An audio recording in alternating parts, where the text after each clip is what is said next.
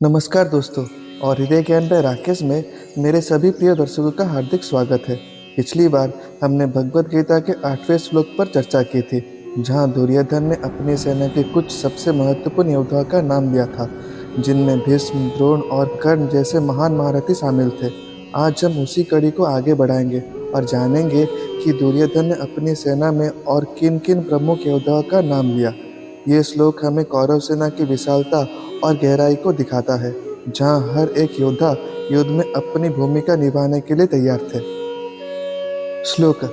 अन्ये च बहवः शूरा मदर्थे त्यक्तजीविताः नानाशस्त्रप्रहरणाः सर्वे युद्धविशारदाः।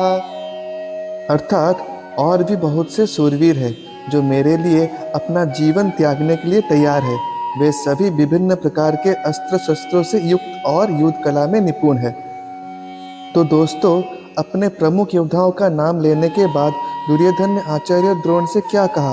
उन्होंने कहा कि अन्ये च बहवः शूरा मदर्थे त्यक्त जीविताः, मतलब और भी बहुत से शूरवीर हैं जो मेरे लिए अपना जीवन त्यागने के लिए तैयार है। आइए इस श्लोक के महत्वपूर्ण शब्दों पर गहराई से विचार करते हैं। श्लोक का गहरा अर्थ। दुर्योधन यहाँ ये बताना चाहते थे कि उनकी सेना में केवल बड़े बड़े नाम ही नहीं है, बल्कि ऐसे अनगिनत योद्धा हैं जो उनके प्रति पूरी तरह से समर्पित है। अन्ये च बहवः शूरा, मतलब और भी बहुत से शूरवीर। दुर्योधन ये स्पष्ट कर रहे थे कि जो नाम उन्होंने पहले गिनाए थे, जैसे भीष्म, द्रोण, कर्ण, वे केवल प्रमुख योद्धा थे। उनके अलावा भी बहुत से शूरवीर थे जो युद्ध के लिए तैयार थे। ये उनकी सेना की गहराई और संख्यात्मक शक्ति को दर्शाता है। मदर्थे त्यक्त जीविताः, मतलब जो मेरे लिए अपना जीवन त्यागने के लिए तैयार है। ये दुर्योधन के आत्मविश्वास का सबसे बड़ा प्रमाण है। वे जानते थे कि ये योद्धा केवल युद्ध के लिए ही नहीं, बल्कि उनके लिए अपना जीवन देने को तैयार थे। ये उनके नेतृत्व की क्षमता को दिखाता है, भले ही वो गलत उद्देश्य के लिए हो। यह हमें ये सिखाता है कि समर्पण और वफादारी किसी भी टीम या संगठन की सबसे बड़ी ताकत होती है।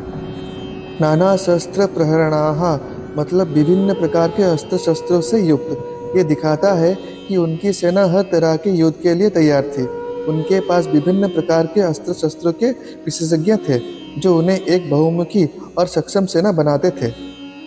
सर्व युद्ध विशारदाः, मतलब सभी युद्ध कला में निपुण।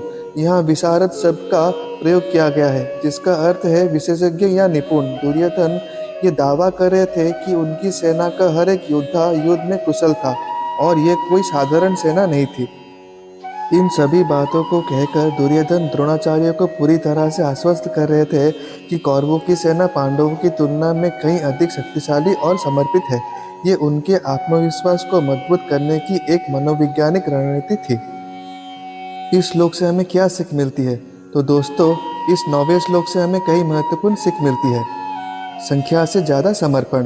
दुर्योधन की सेना सिर्फ बड़ी नहीं थी, बल्कि उसके योद्धा दुर्योधन के प्रति समर्पित भी थे। किसी भी लक्ष्य को प्राप्त करने के लिए संख्या से कहीं ज़्यादा लोगों का समर्पण और वफादारी मायने रखती है। विविधता और कौशल। दुर्योधन की सेना में हर तरह के अस्त्र शस्त्रों के जानकार थे। आज के समय में भी एक मजबूत टीम वो होती है जिसमें हर तरह के कौशल और विशेषज्ञता वाले लोग हों। आत्मविश्वास का महत्व। दुर्योधन अपनी सेना की शक्ति का वर्णन करके अपना खुद का और अपनी सेना का मनोबल बढ़ा रहे थे। एक सकारात्मक सोच और अपने आप पर विश्वास ही हमें बड़ी से बड़ी चुनौतियों का सामना करने की शक्ति देता है। ये श्लोक हमें बताता है कि दुर्योधन ने अपनी सेना की हर एक बारीकी को समझा था और वो अपनी बात को बहुत ही तार्किक और प्रभावी ढंग से पेश कर रहे थे। तो दोस्तों, ये था भगवत गीता के पहले अध्याय के 9वें श्लोक का विस्तृत विश्लेषण। आशा है कि आपको ये जानकारी पसंद आई होगी। अगले वीडियो में हम जानेंगे कि दुर्योधन ने पांडवों की विशाल सेना की तुलना कैसे की और भीष्म पितामह को अपनी सेना का सबसे बड़ा रक्षक क्यों बताया।